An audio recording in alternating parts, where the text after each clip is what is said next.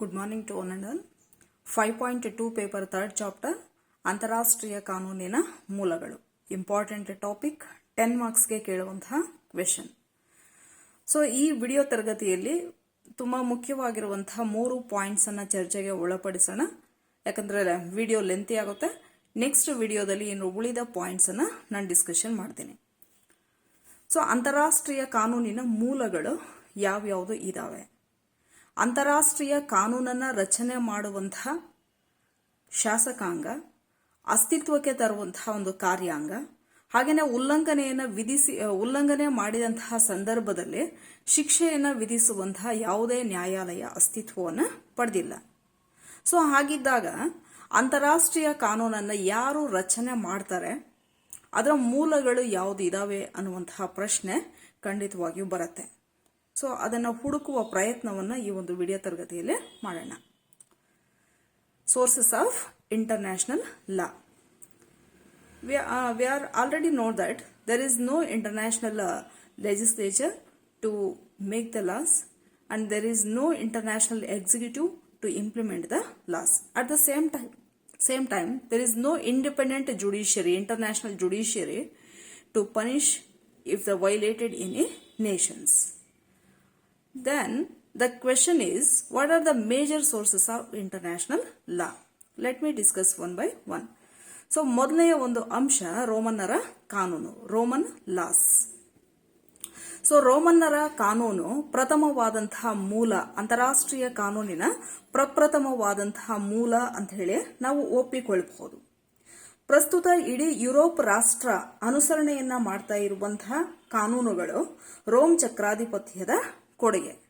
The laws which are followed by the European countries, they are the contributions of Rome Kingdom.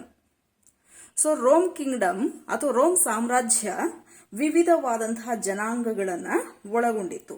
So ಇವೆಲ್ಲವುಗಳಿಗೂ ಅನ್ವಯ ಆಗುವಂತಹ ಒಂದು ವಿಶೇಷವಾದಂತಹ ಕಾನೂನನ್ನ Rome ಸಾಮ್ರಾಜ್ಯ ರಚನೆಯನ್ನ ಮಾಡಿಕೊಂಡಿದ್ದು ಜಸ್ ಜಂಟಿಯಂ ಅನ್ನುವಂತಹ ಒಂದು ಕಾನೂನು. Rome kingdom had different races. It was having different races.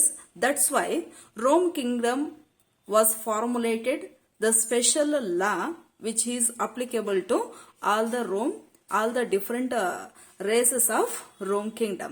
That is jus gentium. So Roman ಅವರು ರಚನೆ ಮಾಡಿಕೊಂಡಿದ್ದಂತಹ ಒಂದು ಕಾನೂನು ಧರ್ಮಬದ್ಧವಾಗಿತ್ತು, ನೀತಿಬದ್ಧವಾಗಿತ್ತು, ಅದೇ ರೀತಿಯಾಗಿ ನ್ಯಾಯಬದ್ಧತೆಯ ಆಧಾರವನ್ನ ಹೊಂದಿತ್ತು. ಸೊ ಅದರಿಂದ ಜನರು ಸಾರ್ವತ್ರಿಕವಾಗಿ ಒಪ್ಪಿಕೊಂಡಿದ್ರು. So jus gentium has the strong base of religion, moral and also justice. That's why the people of Rome universally accepted the jus gentium law.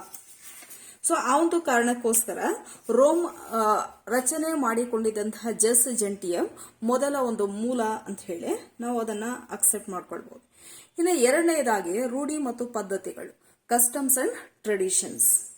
So ರೂಢಿ ಸಂಪ್ರದಾಯಗಳು ಯಾವುದೇ ರಾಷ್ಟ್ರದ ಕಾನೂನಿನ ಮೂಲವಾಗಿರುತ್ತದೆ. It is a source of domestic policy also. Customs and traditions commonly it is one of the source of domestic policy also. So ಕಾನೂನಿನ ಹಳೆಯ ಮೂಲ ಅಂತ ಹೇಳಿ ಹೇಳ್ಬಹುದು. It is an oldest source of any national laws, at the same time international law.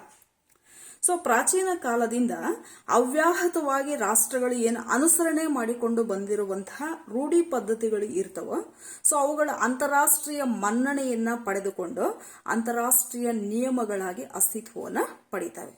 Customs and traditions become international law because of international recognition. Because of they have having international recognition, that's why they have become international rules. So ಅಂತಾರಾಷ್ಟ್ರೀಯ ನ್ಯಾಯಾಲಯದ ನ್ಯಾಯಾಧೀಶರು ಕೆಲವೊಮ್ಮೆ ತೀರ್ಪುಗಳನ್ನು ಕೊಡುವಂತಹ ಸಂದರ್ಭದಲ್ಲಿ ರೂಢಿ ಮತ್ತು ಸಂಪ್ರದಾಯಗಳನ್ನು ಆಧರಿಸಿಕೊಂಡು ತೀರ್ಪುಗಳನ್ನು ಕೊಡುವಂತಹದ್ದು ಸಾಮಾನ್ಯ. So commonly international judges commonly followed the traditions and customs at the time of giving judgments.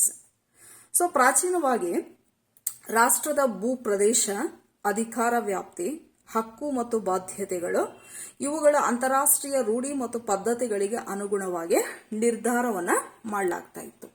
In early days commonly territory of the nation and the authority of the nation, rights and obligations of the nation commonly decided on the basis of traditions and customs. So ಇಲ್ಲಿ ಎರಡು ಉದಾಹರಣೆಗಳನ್ನ ನಾವು ಕೊಡಬಹುದು. ರೂಢಿ ಮತ್ತು ಪದ್ಧತಿಗಳು ಅಂತಾರಾಷ್ಟ್ರೀಯ ಕಾನೂನು ಆಗಿದೆ ಅನ್ನೋದಕ್ಕೆ ಎರಡು ಉದಾಹರಣೆಗಳನ್ನ ಕೊಡಬಹುದು. Commonly we can give 2 examples here. The first one is ನೌಕಾ ಯುದ್ಧವನ್ನ ಮಾಡುವಂತಹ ಸಂದರ್ಭದಲ್ಲಿ ಮೀನುಗಾರರ ದೋಣಿಯನ್ನ ನಾಶ ಮಾಡಬಾರದು. While doing navy wars should not be spoiled any Fisher's what is that ships. That is A international ಲಾ. ಎರಡನೇದಾಗಿ ರೆಡ್ ಕ್ರಾಸ್ ವಾಹನ ಮತ್ತು ಸಿಬ್ಬಂದಿಯ ಮೇಲೆ ದಾಳಿಯನ್ನ ಮಾಡಬಾರದು.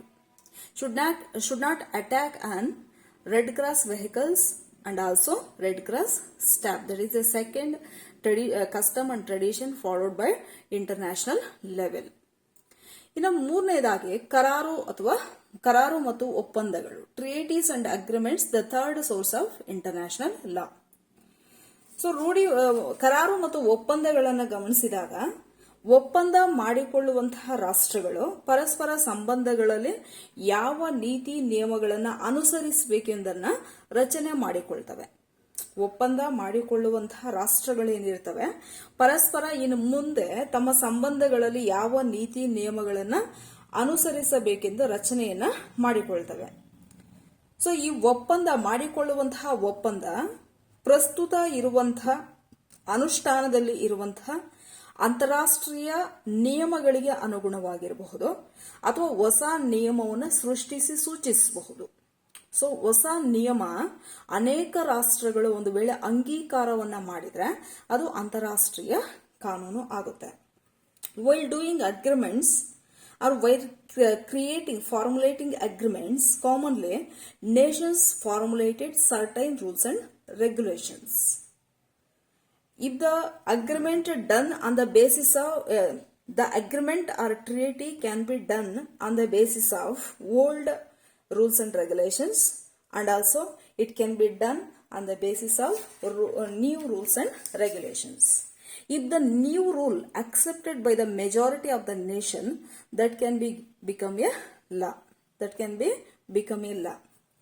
So ಹೊಸ ನಿಯಮವನ್ನ ಅದೇ ರೀತಿಯಾಗಿ ಅಂತಾರಾಷ್ಟ್ರೀಯ ಕಾನೂನಿನ ಹಿನ್ನೆಲೆಯಲ್ಲಿ ನಾವು ಗಮನಿಸಿದ್ರೆ ಇಲ್ಲಿ ಎಲ್ಲಾ ಒಪ್ಪಂದಗಳು ಸಹ ಮುಖ್ಯ ಅಂತ ಹೇಳಿ ಅನಿಸಿಕೊಳ್ಳೋದಿಲ್ಲ. All treaties and the agreements is not important in accordance with international law. ಅಂದ್ರೆ ಪರಸ್ಪರ ಎರಡು ರಾಷ್ಟ್ರಗಳೊಡನೆ ಆದಂತಹ ಒಪ್ಪಂದ ಆ ರಾಜ್ಯಗಳಿಗೆ ಮಾತ್ರ ಹಕ್ಕು ಬಾಧ್ಯತೆಗಳನ್ನು ಸೂಚಿಸುತ್ತೆ. Which means if the agreement has done between two Nations, the agreement has done between two nations, the rules and rights and obligations it's related to two nations only. The rules and regulations followed by two nations only. So that's why that agreement cannot become a international law. ಆದರೆ ಹಲವು ರಾಜ್ಯಗಳ ಮಧ್ಯೆ ಆದಂತಹ ಒಪ್ಪಂದಕ್ಕೆ ಕಾನೂನಿನ ಒಂದು ಸ್ವರೂಪ ಅನ್ನೋದು ಬರುತ್ತೆ. If the agreement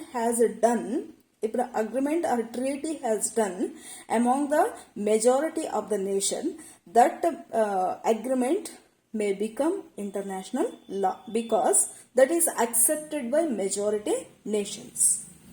ಸೊ ಇಲ್ಲಿ ಕೆಲವೊಂದು ಉದಾಹರಣೆಗಳನ್ನು ನಾವು ಗಮನಿಸಬಹುದು.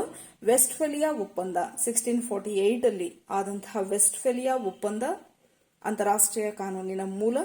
ವೆಸ್ಟ್ಫೇಲಿಯಾ treaty is international the source of international law, and Vienna Conference 1815 ಅಲ್ಲಿ ಆದಂತಹದು ಸಹ major source of international law. Paris ಒಪ್ಪಂದ 1856 ಅದು ಸಹ ಅಂತಾರಾಷ್ಟ್ರೀಯ ಕಾನೂನಿನ ಮೂಲ ಅಂತ ಹೇಳಿ ಅರ್ಥ ಮಾಡ್ಕೊಳ್ಳೋದು. ಇನ್ನು ಉಳಿದ ಪಾಯಿಂಟ್ಸ್ ಅನ್ನ ನೆಕ್ಸ್ಟ್ ಕ್ಲಾಸ್ ಅಲ್ಲಿ ನಾವು ಡಿಸ್ಕಷನ್ ಮಾಡೋಣ.